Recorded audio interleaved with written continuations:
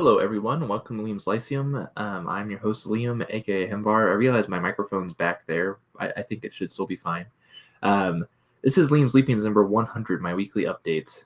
Finally hit 100 of these. I didn't actually recorded one last week, and then I just butchered it so bad. I said not to upload it. So, I finished 8 books this week, and I only have one of them physically, which is kind of funny. But before I actually get into those 8 in the past 2 weeks. It's been 2 weeks. I have a book coming out. This is not quite the final, but it's pretty close to the final mock-up here.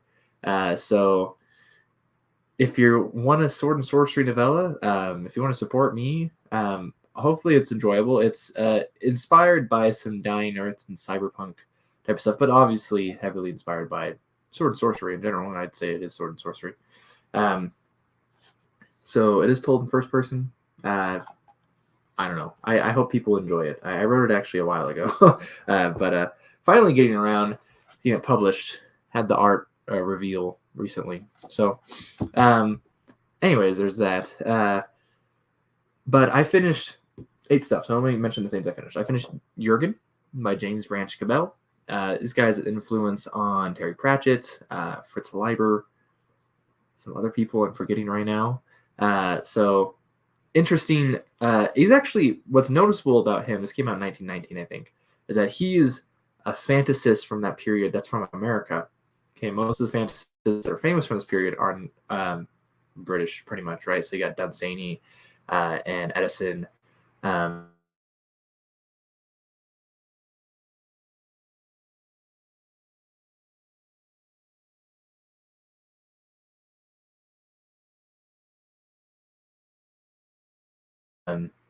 I hope you can still hear me.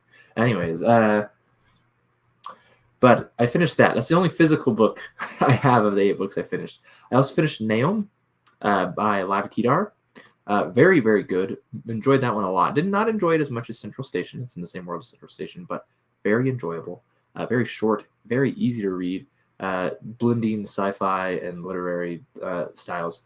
I also finished Schismatrix by Bruce Sterling.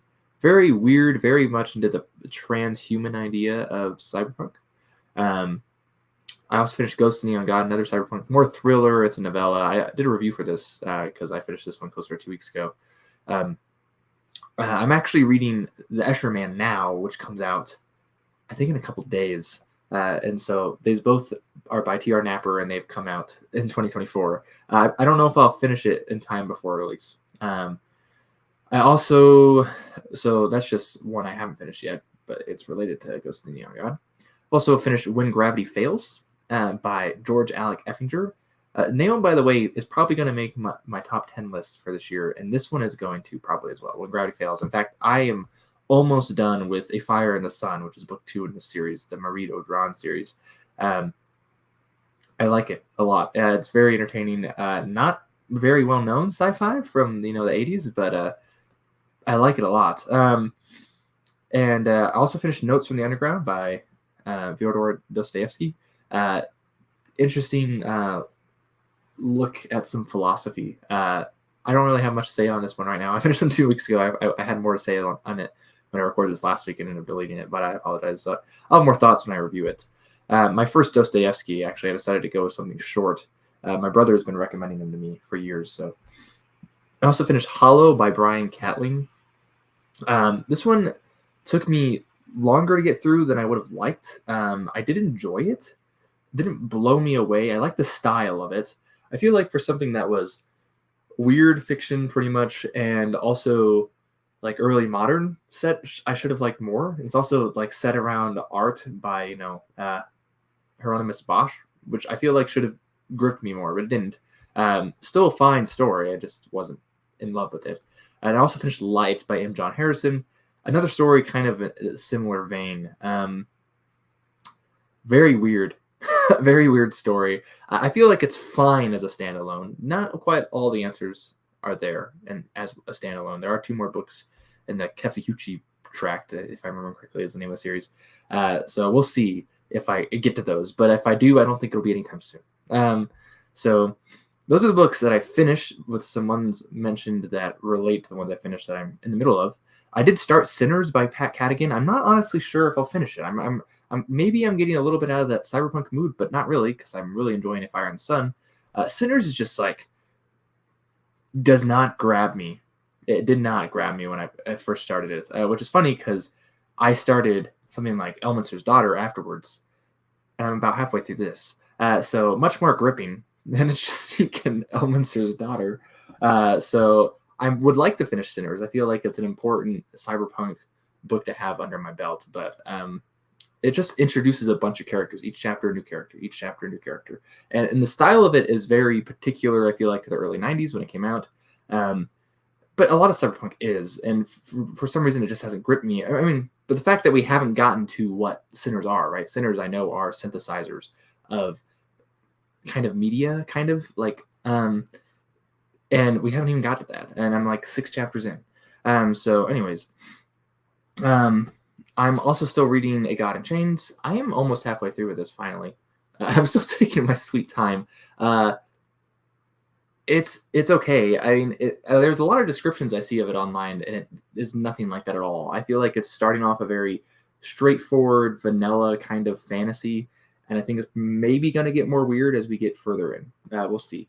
Elminster's Daughter, by the way, is fine, actually. It's better than Elminster in Hell, which I actually just reviewed so far. I'm only halfway through. It actually has a really long plot device that is a chase scene, which I think is a really interesting way to go about it, but it has some other good stuff. Let's see. Oh, I've started The Bones, the Old Ones by Howard Andrew Jones via the old news, the bad news about Howard Andrew Jones we received recently. I wish him well. I wish his family well. And I'm enjoying Bones of the Old Ones. I'm not that far into it. I've read a lot of desert stuff. Naom's set in the Middle East. Bones of the Old Ones is set in the Middle East. When Gravity Fails and A Fire and Sun set in the Middle East. So that's, I guess, very different actually compared to what I normally read, but I enjoy it. And Bones of the Old Ones is good so far. I'm enjoying it more than Desert of Souls, which is the first book in that series, the Dabir and Nassim series, or Chronicles of Sand and Soul. I don't have a physical copy right here, so that's it, I think, physical. So I've also read some short stories. Oh, that's not true. One more physical book, Return of the Wool by Gene Wolfe. I'm almost done with this one too. I'm almost done with the Solar Cycle. It's ending great. It's kind of depressing, but it's great. I'm happy to reread it. Also happy to read more Gene Wolfe that's not part of the series. I've read some short stories that are not, but I've only read one longer work that isn't, and that's The Fifth Head of Cerberus. So I also read, in this, I read Wanted, An Enemy, and The Man Who Never Grew Young by Fritz Leiber.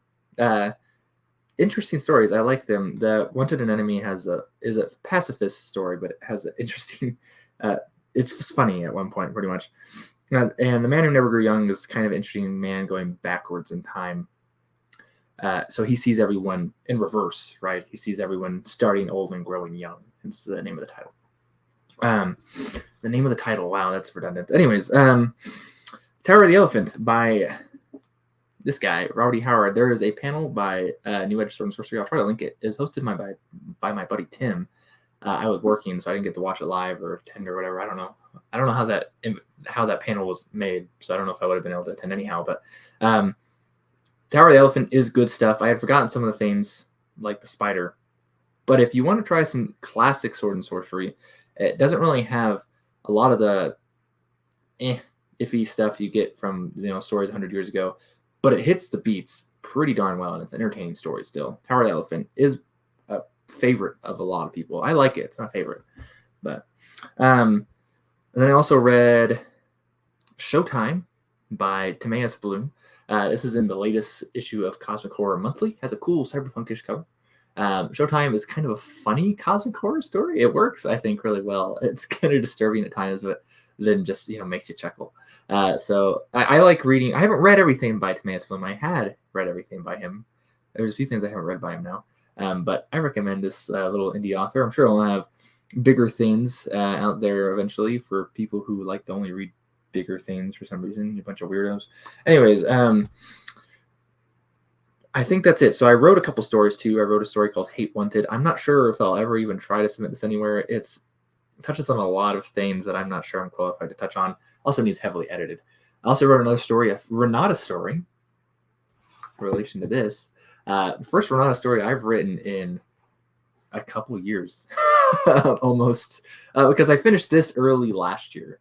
And the last Renata story I'd finished before that was maybe earlier than that. I think I started this.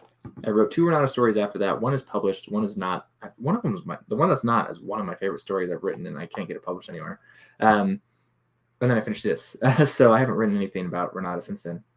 But anyways, I think maybe I wrote 3 Renata stories because there's one that's really small that it's more flash fiction. But yeah, so I also got 2 books. These are from Kickstarters I supported a while ago. This one is newer. House from Scenes of the Crime. I'm edited by Tomatoes Bloom and Jessica Peter. Yeah. I don't know when I'll get to this. I'm sure I will enjoy it, but I mostly supported it to support Bloom. And also this, which I supported like a year and a half ago, Horror at Pooh's Corner. I'm not sure when I'll read the whole thing. I like Joe as a person, and he's a good editor. And I will definitely be reading the DJ Butler stories out of here. DJ Butler story, sorry. And the Steve Diamond story. I'm not sure when I'll get to the rest of the stories in here. But I'm sure they're fine, I'm sure. So anyways, I think that's all. I'm gonna double check my notes. There's several things I still need to get to in life. There's things I started forever ago that I need to finish and I would like to finish. But anyways, again, Dreamer Awake. If you recognize where the title is from, it actually is inspired by 2 things. It's a direct quote from a pulp author, and it's inspired by an old novel as well, the title as well. Anyways, so or at least I liked it because I can connect to that. Anyhow, Liam from Liam's Lyceum, let me know what you have read and experienced, I guess. Anyways, I will catch you next time.